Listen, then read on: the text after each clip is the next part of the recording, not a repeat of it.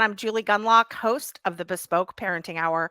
For those new to the program, this podcast is focused on how parents should custom tailor their parenting style to fit what's best for their families, themselves, and most importantly, their kids. Today, I'm excited. My good friend Cathy Holman is back. This is number three. I think she's been on three other times. Cathy is better known as the Prairie Wife. She's a city girl gone country. She began prairiewifeinheels.com in 2013, where she spreads her message of living a life of grit and grace. She's a good friend of this program. Again, number three, we're going to start doing sort of a new parenting news roundup. I think like a monthly parenting news roundup. So great to see you, Cathy. Thanks for coming on again. Thank you for having me. You know, I love it. All right. So, parenting news roundup. There's a lot to talk about in the parenting realm, but today I want to get a little bit away from, you know, sort of the schools and school boards and some of that stuff, and talk. Just, I do want to talk about one kind of hot topic in the news. Mm-hmm. But I wanted to get your thoughts. I read in the Washington Post this article by Mary Laura Philpott. This is kind of a tearjerker article, I have to say. I know her. I Oh, saw you her do? talk. Yeah, I saw her talk at a conference a couple years ago. Her books and her social media. How fun. Okay, That's so let's great. see what to Okay. say. Well, this is an interesting article, and this is for, I feel like I'm in this middle stage. I've got a 16-year-old, I've got a 14-year-old and a 13-year-old, so middle and high schoolers, right? Mm-hmm. And Mm-hmm. I am starting to feel this weird sense that, oh my gosh, they're going to be leaving. And it's Uh-huh. weird. And I think when you have like 4, 5, 7, even 10-year-olds, you're not really thinking that way, but I am. And I also have a good number of friends whose children have essentially left the nest. And I've watched them sort of struggle with that. So this article, and just to set the stage, you have a junior. Your oldest is a junior in high school, Yeah, correct? so Oh, I so have you're right, I have 5 kids and I have a junior. He's a junior now, which means he's going to be a senior next week. And then a yeah, daughter that's a freshman, so she's going to be a sophomore. And my big thing that everyone told me is when they start high school, it goes by like that. yeah. And that is the truth. You are in you are in the middle of this, and I am. I have a freshman right now, and then an eighth grader and a seventh grader. Seriously, what was wrong with me? I was like, could I spread it out? What was I thinking? You're Anyway, gonna have okay. hit after hit after hit. That's like me. Starting next year, my kids are rotating out every other year. And I did not think that through. I did not. I thought, okay, it's going to be chaos when they're babies, but then it'll be great. And so I'm so excited to hear what this article has to say and if we Well, agree or disagree. it's interesting to, you know, I I'm kidding. Like, what was I thinking? I mean, it was like we just, Sure.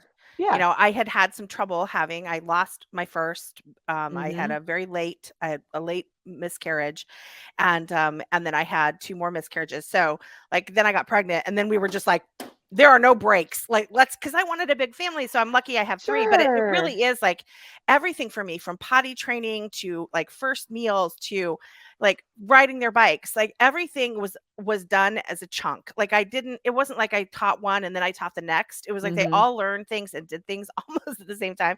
It's like Yeah. been this blur.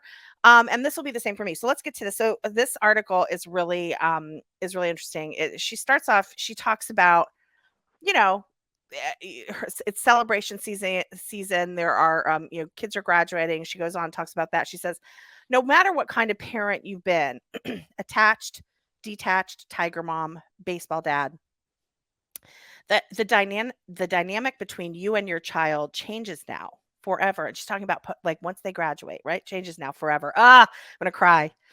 It is not shameful to be swept upside down at the prospect of this upcoming separation, even if you are 100% sure it's the time is right. Every Yeah. time I go into my son's room, I'm like, "Go away." Anyway, I have 2 kids, a son who graduated from high school 2 years ago and a daughter who will do the same next year. On the first day, my son no longer lived in our house. I opened the dryer and found a pair of his socks. And look at me. While I never Yeah. derived my They're whole fine. I while I never derived my whole identity from parenthood, which I think is similar for us. Like obviously parenthood is a big part of it. Mhm. We've got all these other things that we do. And certainly hadn't romanticized every minute of raising children. All I could think of right then was, I will miss him. Okay, I got to take a break because I am literally Fine. and embarrassing right now. But so she talks about this and she goes on, and I'm not going to read it because it's too sad. She said, Mhm. but she did say, into that teenage size hole in your heart, you must put something exciting for you, and you should proactively plan it now. And so she goes on and she talks. I mean, she found pottery. She got really into pottery class, and then she said she found Mhm. there twice a week, and she now is, developing this. This is so embarrassing. Developing this new form of art that she's interested in, and I that really resonates with me because, but okay, so the point of her article is she says at the end, I think she says something like, "You have to do it now. Plan now. Don't plan on graduation day. Don't wait 3 months after he's gone and you're like, or she, and say, "Oh gosh, how much Mhm. time?" Mhm. And so I feel like I need to plan now, and she also talked about how she didn't find it satisfying just to lose herself in work. So you and I, we both work, and Yeah. that also fills some of our time, but she said it wasn't enough. She was obviously searching for something that stimulated her from an artistic standpoint, a creative standpoint. So I thought that was a really interesting. How are you feeling as I'm reading this? So I'm like, I have two different thoughts that have come into mind. One is based on my own personal experience just a month or so ago. But the first thought I want to share is parenting is a continual process of letting go. You start out, and I think, especially as a mother, but I think dads are definitely included in this, that baby is inside of you, and then all of a sudden it's out and you still have to protect it in the same way, right? And we all deal with that different ways. Some people don't care if someone touches their baby, other people Right. don't leave the house, right? So, and then they learn to walk and you have to just let them, and you have to let them fall. And then they go to kindergarten for the first time, or preschool, or daycare, whatever that looks like, right? So to me, parenting is this constant act of I'm here and I want to, but for your own good, I have to let you go. And we know that inevitable 18 or whatever you look Yeah. like, they're going to officially be living their best life. And if you do not acknowledge that's coming, you're going to be a wreck, and you cannot ignore it. Yeah. And like, think about that first sleepover. And Oh, it's way harder on you than it is on yes. them. And Yes. that first overnight trip, and we have all these little, in high school, they're gone for a weekend, right? For a sports event. And that's a little way of, okay, we could do this. My kids, I'm like, show me proof of life. You don't have to Yes. call me, but text me and show me proof of life. Send me a Right. picture of you. And then our oldest son went and wrestled in Madrid and Barcelona, Spain for 2 weeks without us. Oh, that's hard. Um, so again, that was just a little taste. And um, I think besides giving ourselves time to get used to finding habits, we need to also do little things like that to make it easier for all of us. Because if the first time your kid's been away from you for 2 days is their freshman year of college, it's not going to be successful. It's Well, not. You're going to one have the kid that's depressed. You're going to have the kid that doesn't understand or have strength in their own confidence and abilities, right? well, and also, this is a good way to segue into one thing I think parents might not do is in an effort to hang on to those last couple years, and I'm guilty of that. I mean, I shouldn't say last couple years, but I am, you have a It 14-year-old, is. he leaves for college and at It is. 18, like And it there is. is I'm no there. guarantee. Yeah, they'll have a Right. girlfriend's house they Right. start going to Oh, for oh, Thanksgiving. Like, you yeah. know what you were like, Yes. and your kid's going to be the same. Well, and but it's interesting. I think one thing parents can do that will help them with this transition is preparing their kids to go out in the world. There's a Yeah. great Hmm. parenting book called How to Raise an Adult by Julie Gunlock. I actually reviewed this book, I think for National Review. Are you familiar? It's a great book. I've Yeah, mentioned it I'm not, before. but that concept, like, we do. My Yes. my daughter, just today, I was giggling because I knew we were going to be talking about some of this. She is in second grade, so about to be a third grader. So she's 8 years old, and it was for time for breakfast, and she goes, "I want to make eggs," and I'm like, "No problem." So she made herself toast. She went to the stove. She made eggs. We didn't have shredded cheese, so she just tore up like all these things that some adults can't even do, No, exactly. And this right? book, this How to Raise an Adult, Julie Lythcott-Haim was a dean of, I think, Stanford. I might be getting that wrong. And she for 18 years, I think it was 18 years that this book had such an impact on me that I remember so much about it. But she was a dean of admissions at Stanford again, I think, and she noticed over the 18 years that kids were incapable of making eye contact. They would hide behind their parents. Their parents would do most of the talking. We know all this, and we know that COVID made it worse. But we know that, like, if you look at sort of children have become sort of less capable. And she said then their parents leave, they take the U-Haul home, and these kids don't know how to clean themselves, don't know how to set up, a workspace, don't know how to cook, don't know how to do their laundry, and they also don't know how to really communicate with other people. So she's like, "Oh, shocking. Then we have all these kids that are depressed mental health issues, they're right? and then they get medicated, but they're not dealing with the core issues of let me explain to you how to survive."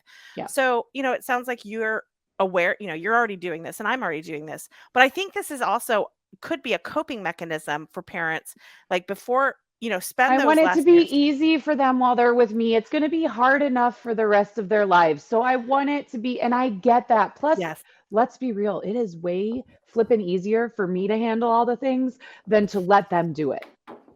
Oh my God. Let's be real. As you were Let's be real. describing the eggs, all I could think of was like the Do you mess, know the how mess, long the it took us to mess. get there? Like, right? But guess what? She knows how to clean up the mess. And today we had the lesson of, because we, do not have an amazing fancy house, the lesson of, honey, you need to let the pan cool before you put it on our not granite countertop to then put it on No. your plate. Like, I caught it in time because it's supervised freedom, right? Right, Like, so you right. just quiet and then like, hey, honey, like, right? But now she knows. And now that's not going to be a problem moving forward. And here's my thought too, rather than looking at it like I'm forcing them to grow up too soon. I can do it. I should do it. I'm the parent. I'm asking too much of them. Look at it this way. Not only are you preparing them for success, but also I have the comfort of knowing when my kid goes out, he's not going to starve to death. When a girl does come to his dorm room, she's not going to barf and leave, and he won't be a bachelor for forever, right? My daughter does not need a man around or need to stick with a boyfriend to help her fix the toilet or all these little, right? I'm Yes. giving them the tools to be successful, and it's not that I'm not taking care of them. I say that to them all the time as I'm eating bonbons while they clean the house. I'm just kidding, but sometimes I do sit Well, and work yeah. while they clean the house. But I'm like, I know you think I'm lazy, but trust me when I say it would be way easier for me to clean the whole house in an hour and a half than scream at you or prompt you over and over for 4 hours to do it. But I this can't is important. I cannot believe the parents who do not give chores. We pay a small allowance to our kids. I say once a week. It's usually I forget, and then I owe them more at the end of the Yeah, month. you're like, Yeah, here's I'm your like, "Here." $100. Yeah. No, it's not, it's much less than that, of course, I know you're joking, but, Yeah. um, it amazes me parents who don't give chores. Chores are a way of explaining to kids how to actually do things. And show Um, them they're capable they're and you capable. could do it. And honestly, like, God bless you, my kids don't get an allowance. They're out feeding horses at 5:30 in the morning because they want Good. to ride the horses in the Yeah, summer. that's And awesome. you're cleaning up the house and you're Yep, doing your laundry because you have clothes to wear. Now, above and beyond things like building fence or helping us build our hay barn, our yeah. steel hay, like, right? Above and beyond things, we'll give them a certain amount of money, Okay. just I gotta right. ask you. I gotta tell this story. So on Uh-huh. Twitter, I love say your Twitter. What's your Twitter It's handle? Prairie Heels because someone else was Prairie Wife. So So weird. I'm pretty sure my Twitter handle is Prairie Heels. That's what it is on Yeah, Instagram too. yeah, Mhm. and everyone should follow you because you post these videos and pictures of what your kids do, which is so interesting because look, it's Wyoming and they're out on It's totally horses different. and it Yep. is. And you posted something the other day and I was like, "What are the little round things?" So Yeah, so well, first say what was it that day? It yeah. was a roundup of the Yeah. cattle, So right? it's called spring branding. And so that the whole month of May, that's what we do. Like, we're going to go tomorrow and do spring branding at our neighbors. And usually it's a community thing because, for example, this year we don't have cows, but we have multiple ranches located around us. And sometimes they have up to 1,200 head that need branded. So you just help. Like it's fun. It's just what you do. It's good Yeah. for the kids. And so branding is how you take care of the new calves that were born in February. So you give them vaccinations, you tag them, you castrate them if they're bulls. If anyone's sick, you give them medication, if they're Yeah. swollen or okay. And then you brand them so that you know that they're your cattle in case they get out. And so part of the branding is that's also how you count how many calves you have and you keep track of, I call them the boys and the girls because I'm a city girl, but technically it's the steers and the heifers. Everyone laughs because I'm like, is it a boy or a girl? Because that determines like what you do. So for the girls, you take a little triangle out of the top of their ear and you put it in a bucket. And for the boys, you save one of their little sacks from their male anatomy and you put it in another bucket.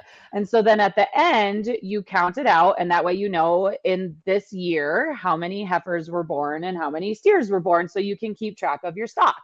Okay. And what you saw So was my there were these daughter little and my son, triangles. the little triangles are the chunks of the ears that we cut out. And then the little balls you saw were the balls. And they were counting those. So I innocently ask him, like, what are those things they're sorting? And your response, and I don't remember how I responded, but I was like, gulp. I was like, Yeah. okay.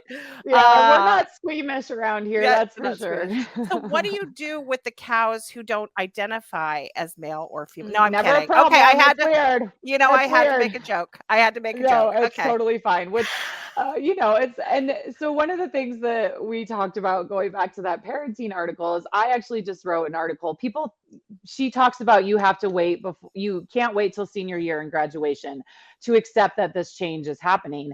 And I agree with that wholeheartedly. So my son is a junior. And so it was time to schedule senior pictures because in case you're watching this and you don't know, if you choose to do senior pictures now, schedule them now. You cannot wait till April. Okay. Now, because you're going to get 500 emails from the school all fall long saying they need them for the banners to go. They need them for the slideshow. And you need to have them before school. So you're welcome for those of you that are not aware of this. And you don't have to hire a photographer. You can do it on your own. It's fine. We have a photographer we've worked with that does our family pictures.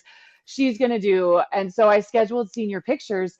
And that's when it hit for me. Like set up the date and the time. She sent me the information. Here's the outfits. Here's that. And I hit okay, put it in my calendar. And I started crying. And because I'm me and I like to pour salt on the wounds and I believe in just wallowing for 24 hours straight and then moving on with your lives, I went into our son's room, which has been his room since he was 2 years old. And we moved here. And I pulled down the photo albums of when he was a sweet little baby and a 3-year-old and his whole world was me. Yes, right. And I yes. just looked through them and I wept. Oh. I ugly cried. I'm sure he will see the tear marks on because this, he's older. So it wasn't like digital, tear marks on all the photo albums. And I just cried, but I felt so much better afterwards because you just gotta cry. Yeah. Cry. This is a big freaking deal. This is your baby. This is, and you can't fix it. You can't fix it.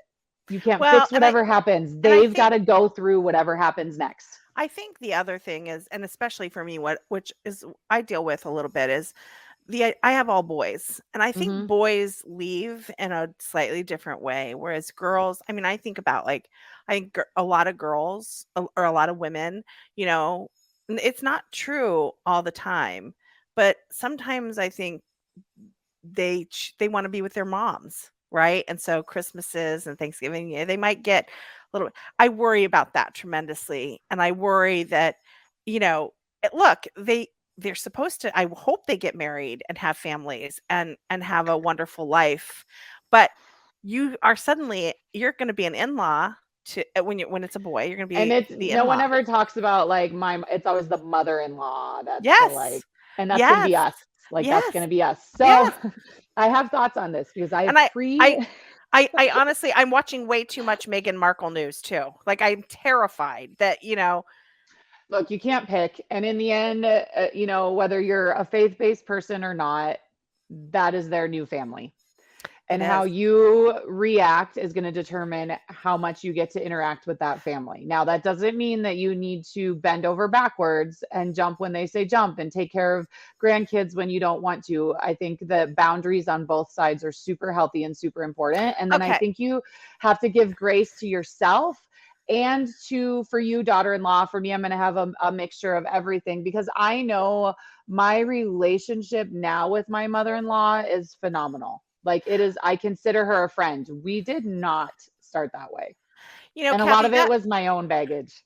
Kathy, that's really good, sensible advice. Here's mine. Um, I think you should encourage your sons to marry orphans, because then I love it. you don't need to compete. And they won't Or know what a or mom should or be like.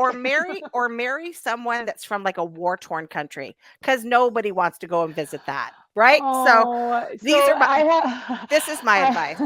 I have another perspective on this. So my husband's fifth generation Wyoming. He is here. All of his siblings are still here in the state.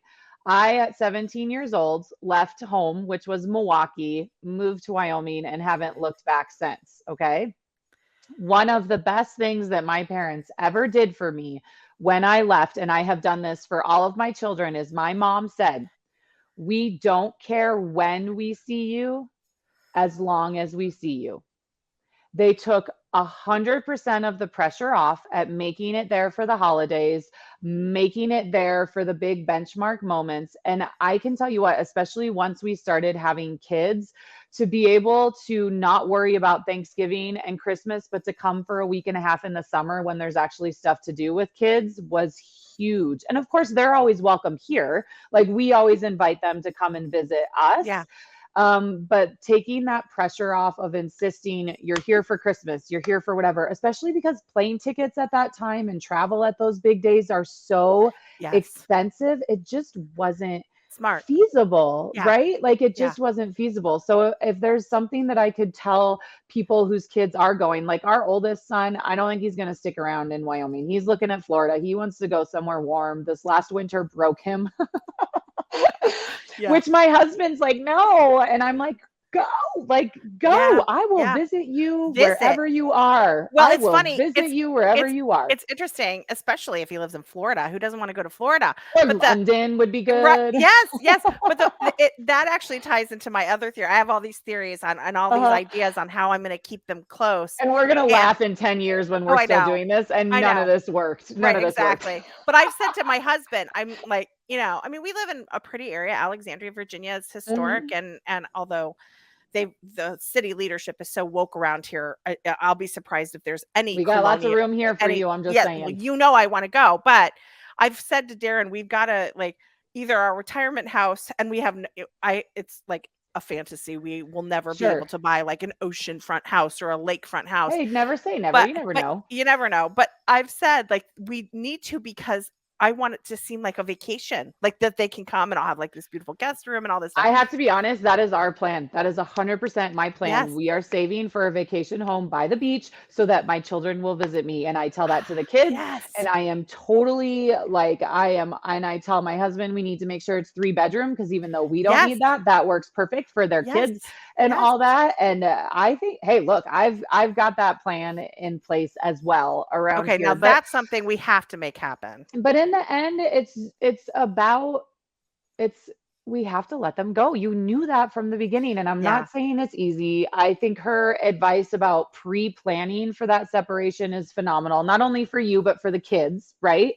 Yeah. And I can tell you, I did not expect the stress of college applications, of them picking, because in our family, we do not pay for our kids' college. Yeah. We have said that from the very beginning. We are not paying for our kids' college, which on one hand is a little bit stressful for them. Like, our son has to have a job all summer. He doesn't get to go play and do all the things with his buddies. Good grades matter more. Yes. Because he knows that, and this is all of them. I say money. he because he's the oldest, but it gives him complete and utter freedom to pick whatever he wants. I'm not going to be mad if right now he wants to be a nurse, but if he goes to nursing school and 2 years in, he's like, oh, not the right fit. I don't care. Okay, fine. You paid for it. Not my Right. you.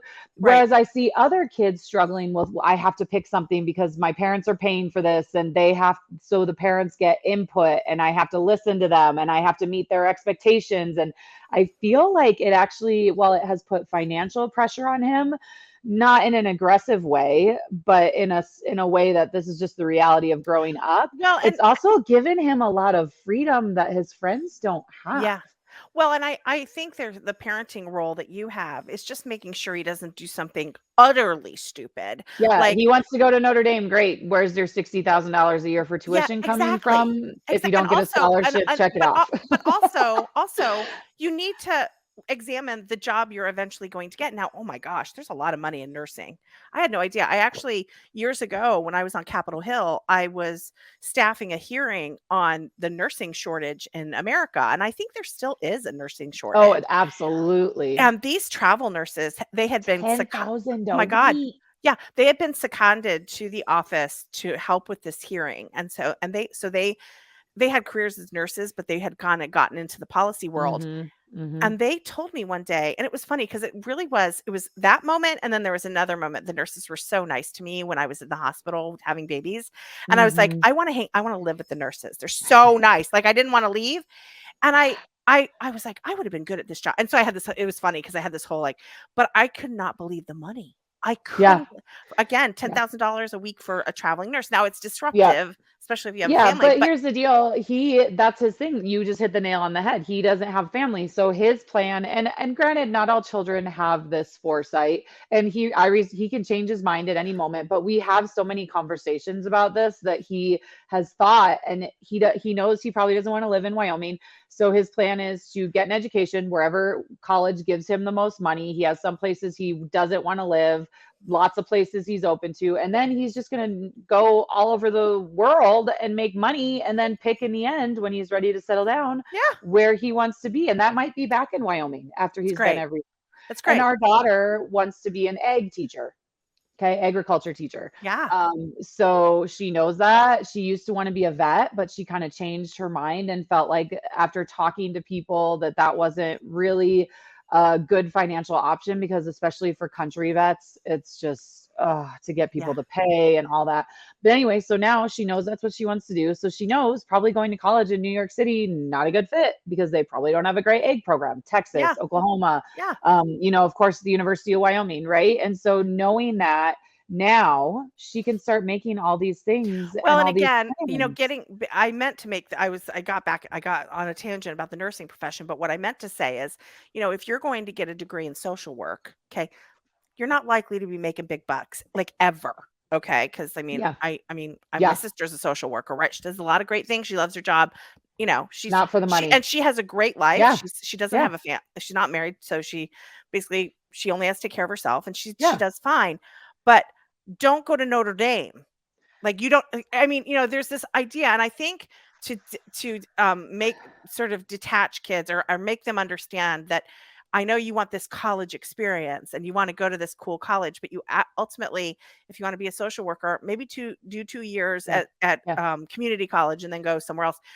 My kids, our position on colleges and paying for colleges, because of COVID, and we're now providing our kids with a private school education, Mhm. we're not really sure we can help much. And the rule is don't get yourself in a ton of college debt. That is the only Yeah. thing that and we're going to be like you. Hey, choose where you want to go. But Yeah. we are going to be very firm on if they want to be if they want to be an engineer and you want to go to Notre Dame, you'll probably make that money. It's probably worth it, right? Yeah. Yeah. And or there's a what's the I think it's DePauw. There's a school that's known for its engineering department, and Mhm. you're gonna be in a Mhm. lot of debt, but you're gonna make a ton of money, so it's probably fine. Yeah, and the Um, connections you can make by picking that one. And the thing about it is too is there's scholarship is so much easier now. There's literally a website that my son goes to, he visits it. And again, not all kids are this driven, but as parents, you can make them sit down and do it because hi, you're the parent. Um, Especially if you're it's a paying. Yeah, the more that you go on it and fill stuff out, the more scholarship opportunities open up to you, right? So it's just like this website that has, I feel like it's millions of different scholarships, and he just rolls through and spends like 15 minutes every couple of days on it, like doing all different things. What is And that then website?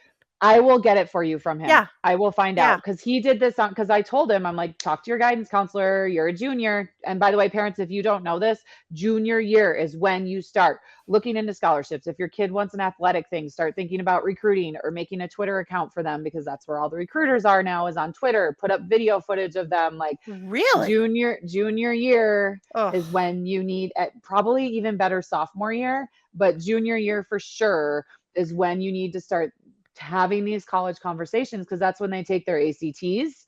And then once that's done, senior year is really just about those applications. You need to already have everything narrowed down already. And at our school, they do a scholarship award ceremony where they say the scholarships that each kid got, and they have it on like a PowerPoint. And my son's like, took a picture of all those scholarships listed on there. So then he can go. So if they know from the beginning that they're responsible for it, and if you give them the tools and have the conversations, they'll be fine. wow. I paid my own way through Have you written a college. blog on this? I haven't, because I feel like I've got to get him in college before I can say this is how you do Oh, it. you Does should that though. make This is sense? yes, but this is actually, as I'm sitting here, I'm like, okay, I will be I know, I asking didn't know. Cathy And the for all of this. recruiting, yeah, the recruiting for sports, he decided he had a couple of people organically reach out to him about wrestling, which is amazing.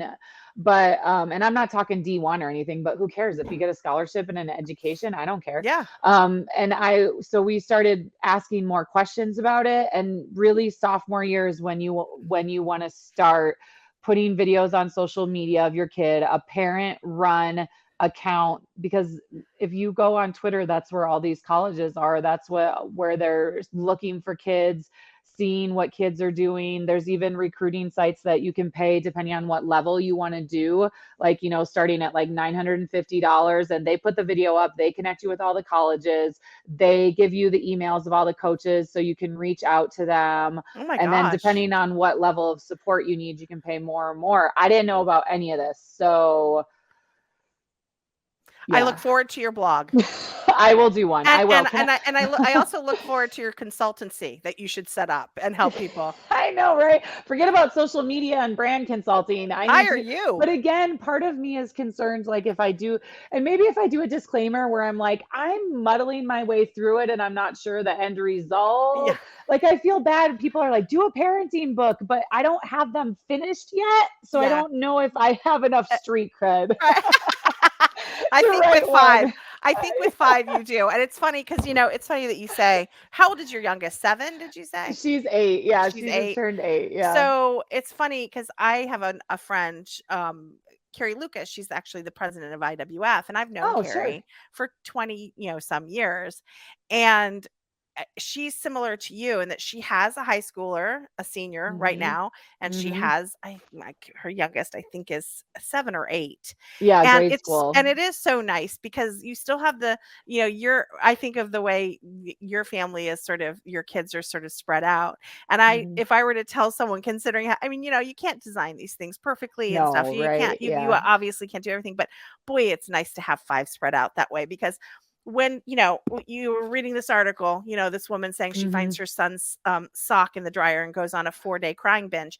you know it's nice to have a cuddly or 8-year old Yeah. there, Yeah. who's still And learning to God cook it. willing, we have grandkids by the time she's out. Yes, there you go. And then I never have to worry about it. No pressure. No No, pressure. there you go. All right, I want to switch topics here, and this is a little bit Mhm. more serious. I'm going to read from a New York Post article, and this is happening in Wyoming, so I really wanted Yep. to get your thoughts on this. This is again from a New York Post article written by Yaren Steinbach. It says a group of University of Wyoming sorority sisters are suing their sorority for accepting a transgender woman. They're being forced to accept a transgender woman, which is a biological male, into their group.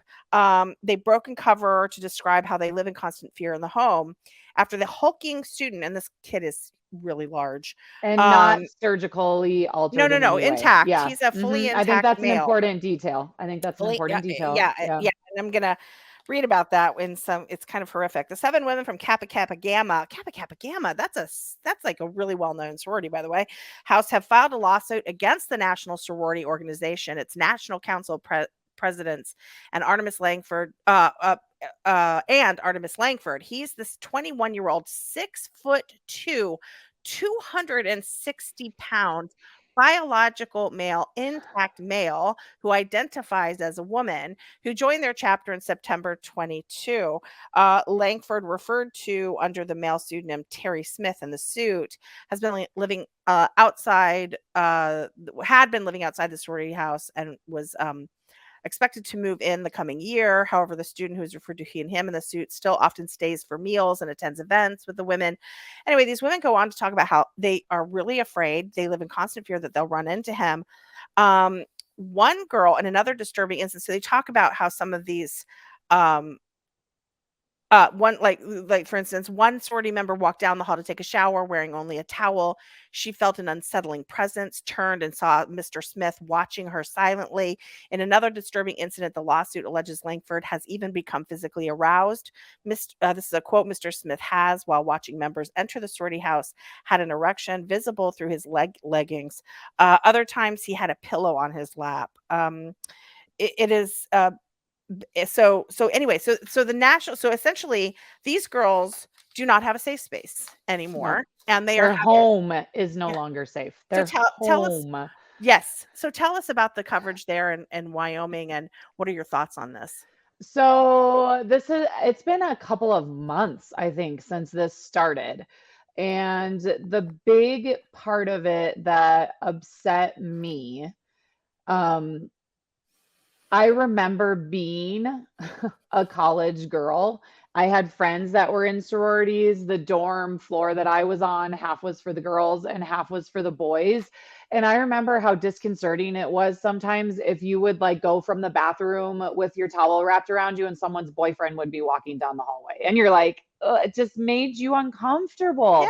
Yeah. And that was not continuous. It was just an incident here and there. And so for these girls, like, I mean, you can't, let's face it, they can't even walk around not wearing a bra. Right. Like, right? Or Right. even in their jammies if they think, because usually in sororities, the upstairs area where the bedrooms and everything are is members only, like girls only. So you always knew if you were in your room or if you were going to the bathroom or the shower that you knew that you didn't have to worry about anyone's boyfriend being up there, right? But boys would be downstairs and you knew that, and you would be prepared emotionally and with whatever you were wearing for that. And so for this to be taken away from them is not okay.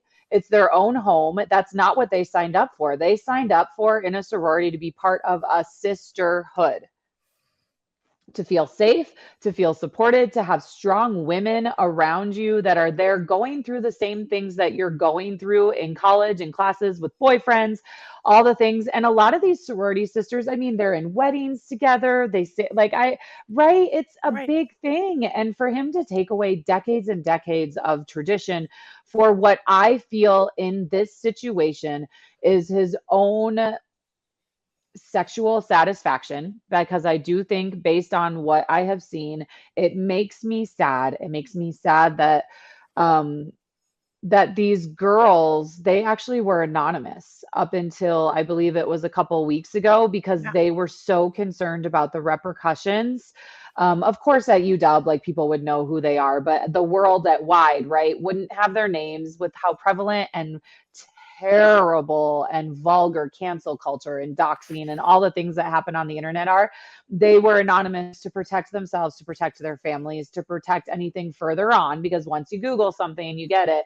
But the judge insisted that if they wanted to move forward with the case, they had to be public with their names. And I did not like that. These No. are girls. These are girls. They are not 40-year-old, 41-year-old women like we are, who have been through the things, who know this too shall pass and it's worth standing your ground. These are girls, young girls.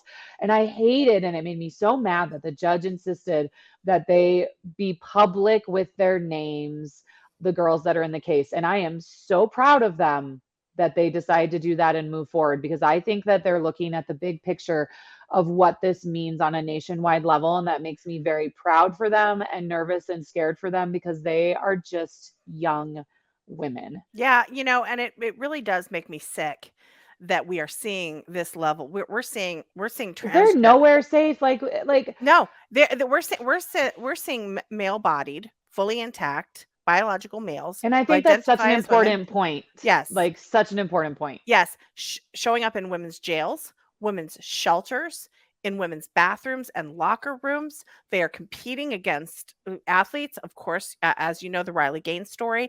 And Riley Gaines standing up, the things she was held hostage at the Yeah. University of San Francisco and battered and beaten. I mean, it was awful what happened to her. But I do think that the more people who stand up, there it's a cliche, but there are safety of numbers. And what these girls Yeah. have done is tremendously Yeah. And brave. you know me, I try very hard not to be political in my space. I just don't feel like I'm educated well enough to really speak out on a lot of topics.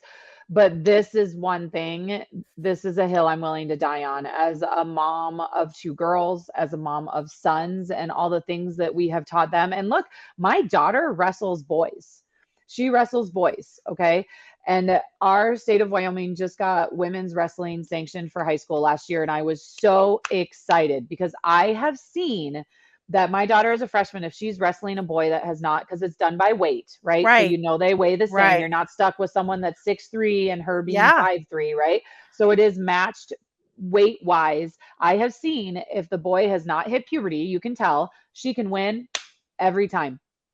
If that boy has hit puberty, she can put up a really good fight. She can score points. She can make it into the third period sometimes even, but she cannot that's win. interesting. That's really, really And interesting. so we were so excited now that women's wrestling is growing all over the nation because it gives these girls competition fair competition. And the injuries, like those boys, a lot of times they're throwing the bejeebus out of her to try and prove a point. And I Yeah. get that, and that's fine, and whatever. And she knows what she's signing up for. Wrestling boys, you'll have ones that aren't respectful and really are not fair, and then you have other ones that just, they right, like it's this whole, I've seen so much of this with her and what she does, and my 8-year-old daughter wrestles boys, and um Well, it's she can win. interesting, My but 8-year-old daughter can win. She can win. it is interesting because, you know, I don't really mind like co-ed soccer teams when for like preschoolers and really Yeah, young because they're at the elementary same schoolers. playing level, but They're once you're in high school, they can't. They They can't. can't it's the pu Mm-mm. it Puberty. it's the hormones Hmm. kicking in Yeah. and giving men larger Yeah. hearts and Yeah. and more lung capacity and a wider Yeah. wingspan. Their And it's just bones. different. It's just Right. different. Like we have female wrestlers that have been wrestling boys their whole life here in Wyoming. And now that it's sanctioned and they're having the opportunity to wrestle more girls, they're struggling because girls are so much more flexible. These girls that are so used to wrestling boys have to completely change their strategy and their moves that they use because of that difference. And Mm, there again, that like point, there are physical differences. My yeah. 8-year-old daughter, if she's wrestling a boy in the same level of experience at her, like 9 times out of 10, she can win, right? Like if she loses, it's just because the kid's been wrestling longer or Yeah. does better than her, because she's 8. Like Yeah. they're at the exact level. But high school, like I said, my daughter is a freshman. You see those boys that haven't hit puberty, and Yeah.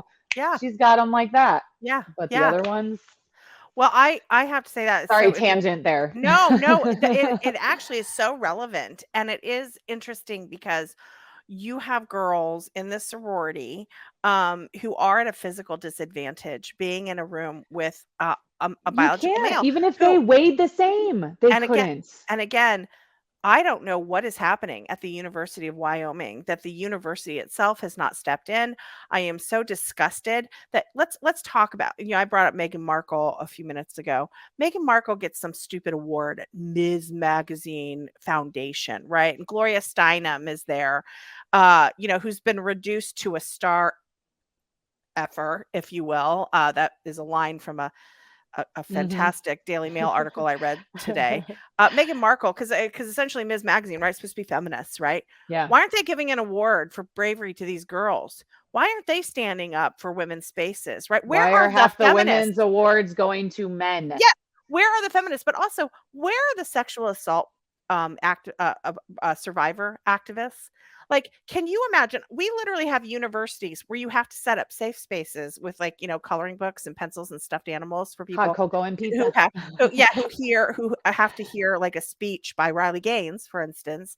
But you expect, potentially, people who potentially have survived, or They're possibly never going to be able people to are or who have relax. survived sexual assault and have to welcome males into their women's space. I mean, it is so sickening. And also, I'm sorry, where are the outraged fathers?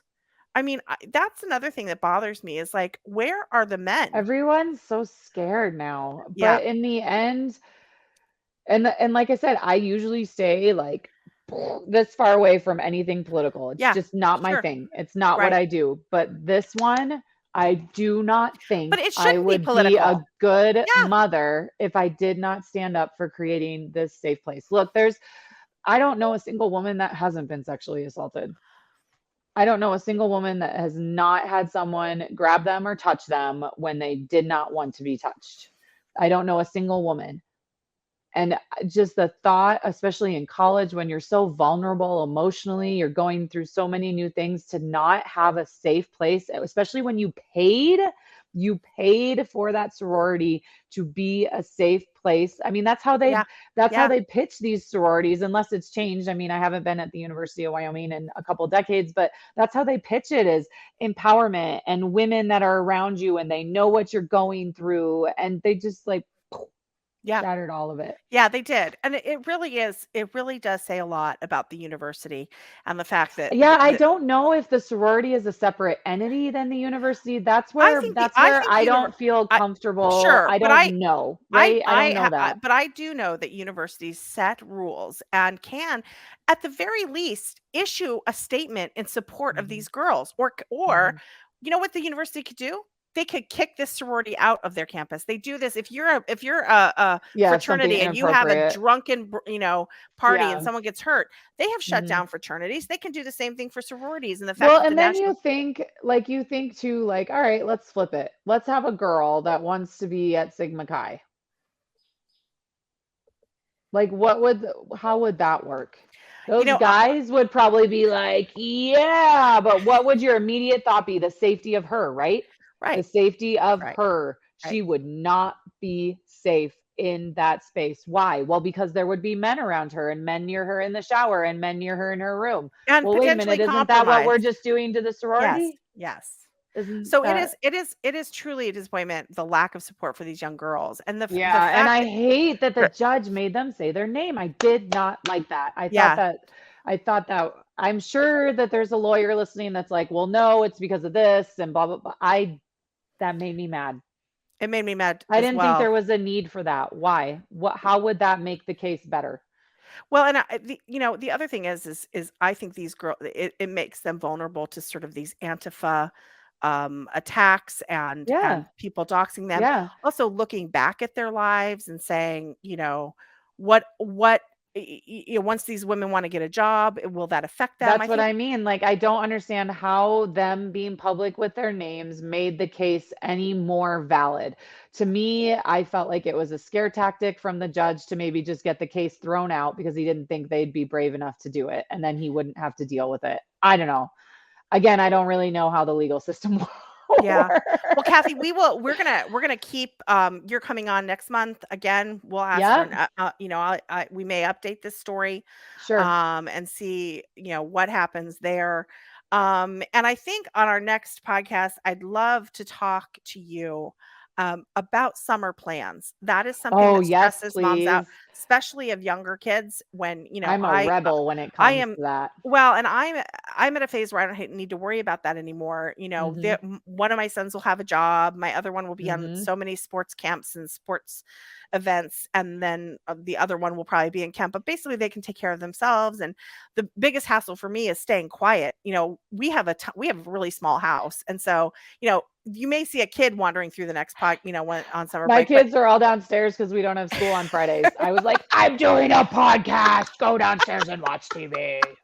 yes, Shh. I know it's the media is hard when they're home. So let's chat about Yeah. that, and we'll do Yeah. another news roundup next month. How's that sound? Perfect. Sounds All right. Well, wonderful. thanks for coming on, Cathy. I love chatting with you.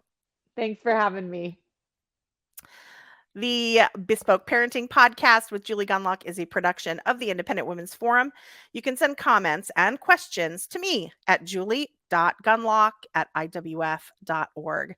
This is a big request, but please help me out by hitting the subscription button and leaving me a comment or review on Apple Podcasts, Acast, Google Play, YouTube, or iwf.org. Hang in there, parents, and go bespoke.